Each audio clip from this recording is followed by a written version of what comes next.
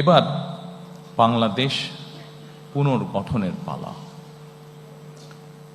প্রায় ২০ কোটি মানুষের জন্য বাংলাদেশকে একটি গণতান্ত্রিক নিরাপদ রাষ্ট্রে প্রতিষ্ঠিত করার পালা। বাংলাদেশকে বর্তমান এবং ভবিষ্যৎ প্রজন্মের জন্য একটি নিরাপদ রাষ্ট্রে পরিণত করার জন্য বিএনপি কতগুলো সুনির্দিষ্ট পরিকল্পনা গ্রহণ করেছে। দেশ এবং জনগণের সুনির্দিষ্ট পরিকল্পনাকেই আমি বলেছিলাম আই হ্যাভ এ প্ল্যান।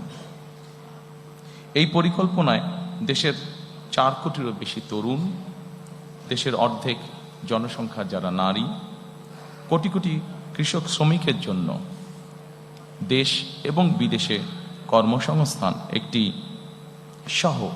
একটি স্বনির্ভর বাংলাদেশ গঠন করার জন্যই প্রতিটি সেক্টর ভিত্তিক কর্ম পরিকল্পনা আমরা গ্রহণ করেছি। আগামী ১২ই ফেব্রুয়ারি জাতীয় নির্বাচনকে সামনে রেখে বিএনপির পরিকল্পনাগুলো ম্যানিফেস্টো আকারে আমি আপনাদের সামনে সংক্ষেপে এখন উপস্থাপন করতে চাই।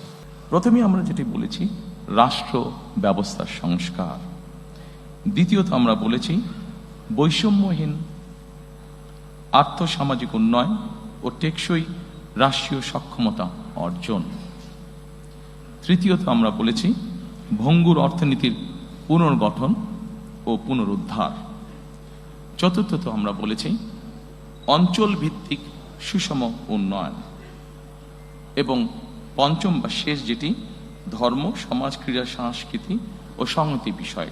রাষ্ট্র ব্যবস্থার যে সংস্কার, আমরা যারা বিভিন্নভাবে প্রতিদিন খবর রাখি দেশ জাতি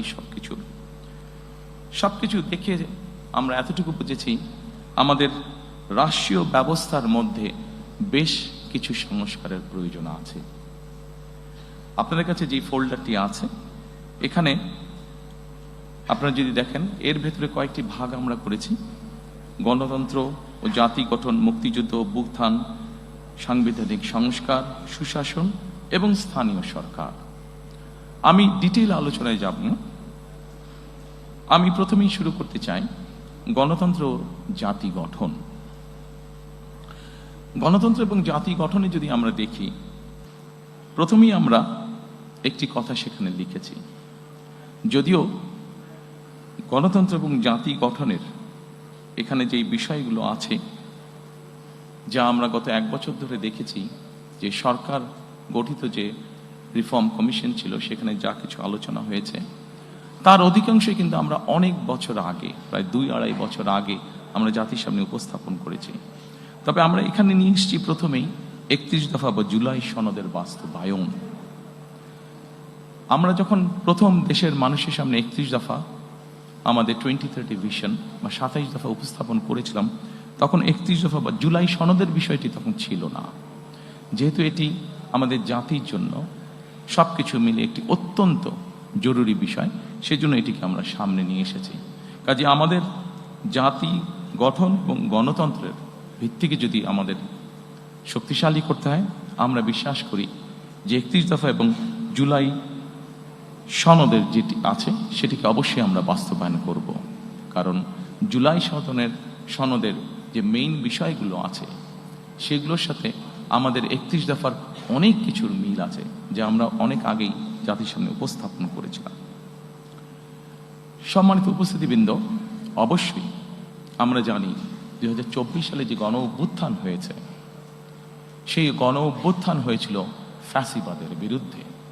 এবং এই মুহূর্তে আমরা বাংলাদেশের যে কোনো প্রান্তরে যে কোনো মানুষের সাথে যদি কথা বলি, যারা গণতন্ত্রে বিশ্বাস করে, যারা দেশের স্বাধীনতা সার্বভৌমত্বে বিশ্বাস করে, এরকম জ্ঞান সম্পন্ন যে কোনো মানুষের সাথে করি, প্রত্যেকটি মানুষ এক বাক্যে বলবে যে অবশ্যই আমরা ফ্যাসিবাদের পুনরাবৃত্তি চাই না।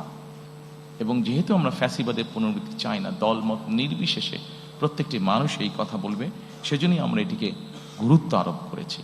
এবং এই ফ্যাসিবাদের পুনরাবৃত্তি যদি না চাই, অবশ্যই আমাদেরকে ডেমোক্রেটিক প্রসেস বা গণতন্ত্রের চর্চা আমাদেরকে অব্যাহত রাখতে হবে। আমরা জনগণের শাসনের কথা বলি, সম্মানিত উপস্থিতিবৃন্দ। জনগণের কাছে আমরা শাসনের কথা বলি, জনগণের অধিকার প্রতিষ্ঠার কথা বলি। আমি ব্যক্তিগতভাবে একজন রাজনৈতিক কর্মী হিসাবে মনে করি, বিশ্বাস করি দৃঢ়ভাবে, যে জনগণের শাসনের যদি আমাদেরকে প্রতিষ্ঠিত করতে হয়, জনগণের যদি আসলে আমরা ভাগ্যের পরিবর্তন করতে চাই, তবে একটি বিষয় আমাদেরকে নিশ্চিত করতে হবে, সেটা হচ্ছে জবাবদিহিতা বা অ্যাকাউন্টেবিলিটি। আমাদের সমাজের প্রত্যেকটি স্তরে, রাষ্ট্র পরিচালনার প্রত্যেকটি স্তরে, সরকার পরিচালনার প্রত্যেকটি স্তরে ধীরে ধীরে আমাদেরকে অ্যাকাউন্টেবিলিটি বা জবাবদিহিতা আমাদেরকে প্রতিষ্ঠিত করতে হবে। অর্থাৎ যারা যে দায়িত্বে থাকবেন তাদেরকে অবশ্যই জনগণের কাছে কোনো না কোনোভাবে তাদের কাজের জন্য জবাবদিহিতা করতে হবে, অ্যাকাউন্টেবল থাকতে হবে তাদেরকে। আমরা যদি বিগত 16-17 বছরে যা হয়েছে আমরা দেখেছি, খুব সহজে আমরা একটি কথা বলতে পারবো, যেহেতু ভোটই ছিল না, দেশে নির্বাচন ব্যবস্থাই ছিল না, ফলে জবাবদিহিতাও ছিল না। এবং জবাবদিহিতা ছিল না বলেই আমরা অপশাসন দেখেছি, জবাবদিহিতা ছিল না বলেই আমরা দুর্নীতি দেখেছি ট্রিমেন্ডাস হারে। আমাদেরকে জবাবদিহিতা যদি নিশ্চিত করতে হয়, গণতন্ত্রকে যদি নিশ্চিত করতে হবে, তবে অবশ্যই আরেকটি বিষয় আমাদেরকে নিশ্চিত করতে হবে, যেটি বিএনপির একটি ট্র্যাডিশন, যেটি বিএনপি যখনই রাষ্ট্র পরিচালনার সুযোগ পেয়েছে সবসময় বিএনপি চেষ্টা করেছে এই প্র্যাকটিসটিকে অব্যাহত রাখতে। গণমাধ্যম এবং মত প্রকাশের স্বাধীনতা, কারণ গণমাধ্যমের স্বাধীনতা যদি না থাকে, মত প্রকাশের স্বাধীনতা যদি না থাকে, তাহলে অবশ্যই জবাবদিহিতাকে আমরা ধরে রাখতে পারবো না। এবং সেই জন্যই রাজনৈতিক কর্মী হিসাবে এবং আমার দলের অবস্থান থেকে আমরা দৃঢ়ভাবে যে কোনো মূল্যে এই ব্যাপারটিকে নিশ্চিত করতে চাই। প্রিয় উপস্থিতিবৃন্দ, আমরা যদি 2001 থেকে 2006 সাল পর্যন্ত পত্রপত্রিকাগুলো দেখি, আমরা দেখব সেই সময় পত্রপত্রিকাগুলো স্বাধীনভাবে তাদের মতামত উপস্থাপন করেছেন বা বক্তব্য তুলে ধরেছেন। এবং পত্রিকাগুলো এখনো আছে, আমরা পত্রিকাগুলো খুললেই দেখতে পাবো যেভাবে বিভিন্নভাবে সরকারকে, তৎকালীন সরকারকে সমালোচনা করা হয়েছে।